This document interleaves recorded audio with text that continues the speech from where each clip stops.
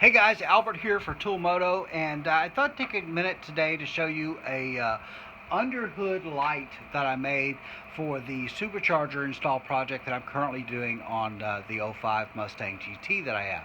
And so what happened is I was preparing to buying parts and things to do this install on the Mustang for the last few months, and I got to thinking about doing it. You know, as I've gotten older, I've really found that my eyesight is starting to be a problem. I need good light. I often need some magnifying glasses. I actually have some glasses that I wear a lot of the time for reading in my office and things like that. And so I knew I was going to need some good light for doing this project. Well, I've been saving up saving up money to buy parts for this project, and I didn't want to spend a lot of money on an underhood light. And so I wound up making one. So I thought I'd kind of show you what I did to make my underhood light.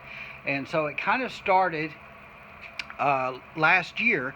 I upgraded the lighting in my garage in here. I have pretty good lighting here in the garage, and most of the lights in my garage here are LEDs, and they are these LED tubes right here. So this is a 4-foot tube, snaps into a regular 4-foot fluorescent fixture, and it bypasses the ballast in the fixture. So you basically, these take 110 volts AC input on them. So I got to thinking about it. I thought, well, why couldn't I take this and just connect a plug to the end of it and plug it into the wall? There was absolutely no reason why I couldn't do that. And so that's what I did. I took a couple of these 4-foot LED tubes, the replacements for the fluorescents that bypasses your ballast. So if you've got a garage and your lighting is terrible like mine was, and you've got those old 4-foot shop lights, order you some of these tubes, order you some extras because you'll get a better price if you order more of them. Update that lighting in your garage. And I'll show you another day how we do that. I've got some light fixtures and I still need to do a couple of them. But to order you some of these, take a couple of them that you have left, like I did, and make you an underhood light. So what I did, so this is my underhood light right there. And so what I wound up doing, I originally attached these, I took a bungee cord and cut it and attached it. I thought I could like hook that to the hood, but I'm pretty picky about my car. I didn't want to scratch the car up. I didn't want to try to put towel on it. So I wound up using a strap, and this strap just kind of slips over the car, and it's a nylon strap, so it's pretty soft. I don't move it around a lot, so I'm not really worried about scratching and that kind of thing. But let me turn it off. We'll kind of show you. It'll be easier to see. Go ahead and pull it off here. Alright.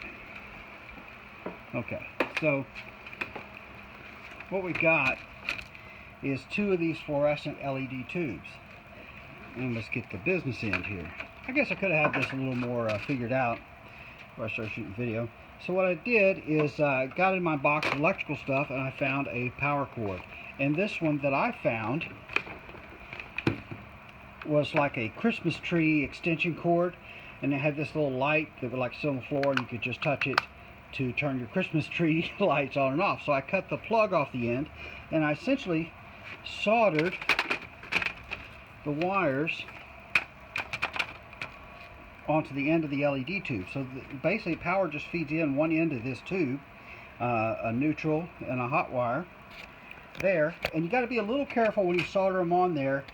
If you get these too hot, it'll melt and these little pins will get loose. I ruined one of my tubes when I did that, and I was probably using too big a wire. You don't need a real heavy wire to connect these, because the wiring inside here is not real heavy. You want heavier for this longer distance, but just to go from here to here. So what I was trying to figure out, once I had those wires soldered on there, I knew the concept would work. I was trying to figure out how to protect the end of this from from electrocuting me or anybody else, and for having a short and having sparks and starting a fire or anything like that. And so what I came across with is I had here in the shop is I had a couple of these are some little rubber feet like would go on the bottom of a bar stool or something, and I had a package of 4 of those, and what I found is those would fit on the end of this pretty good. Now they were a little bit loose, and so I used some heat shrink. So this is a heat shrink, a big heavy heat shrink, to shrink those and kind of really hold them on there good so they wouldn't come off. And so I drilled a hole in it for the wire to come in, and then I drilled a hole between the two. So a hole here and a hole here. So I've got the wire soldered onto here, and then another wire going over to this one that's soldered. This is that cable. And then I just used some zip ties to hold them together there. And then I originally thought I was going to use these bungee cords. And so I took a bungee cord and I cut it, and I put some zip tie, or some heat shrink rather, around the end. And then I put another heat shrink on there, ran a zip tie through it. And this zip tie here is just holding, it's going through this piece of heat shrink, and is holding this bungee cord in place. And I'm not using that on this project. I'm not using this, I don't want to scratch the hood. And then I just put a zip tie across here, just hold in place. I wound up running this strap, this basically just a big loop with an alligator clip on there. So that may be the only thing you have to come up with. I actually had some of these around, and so it was pretty easy. I had that, but you could come up with something else, I'm sure, because part of the fun of this project is doing it. And then I wound up I just found a little piece of rubber just to act as a spacer between these two, and put a zip tie on that just so that they wouldn't squeeze together in the middle. And then on this end, I just put the bumpers on. There's no power on this end. And put the heat shrink around it, put a zip tie to hold it together. I did the same thing with the bungee cord. And that is how I made my underhood light. And it's been fantastic. I may try to make another one, but I really enjoyed it. You don't need to have the switch necessarily. You could just plug it in and unplug it to turn the light on and off. But just like that, it works. So really easily, I really had most everything to do this project right here in the garage. If obviously you don't have the LED tubes, you'll have to acquire those. But I think you could probably do this for 40 bucks or less. Most things you have in the garage. You may have to buy the tubes, maybe go buy the couple over feet, maybe get some heat shrink. But I bet you if you don't have some zip ties in your garage, you need some zip ties anyway. So go and get some. And if you don't have some bungee cords, you're not cheap. Buy one, steal one from one of your buddies, something.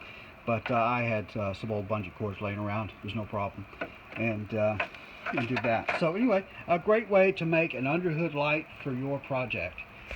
Alright, so once again, this is Albert for Toolmoto. I hope you enjoyed the look at my underhood light. If you did, give the video a little thumbs up, subscribe. The more positive feedback I get on the videos, the more excited I get about making more videos. Anyway, thanks for watching. We appreciate it.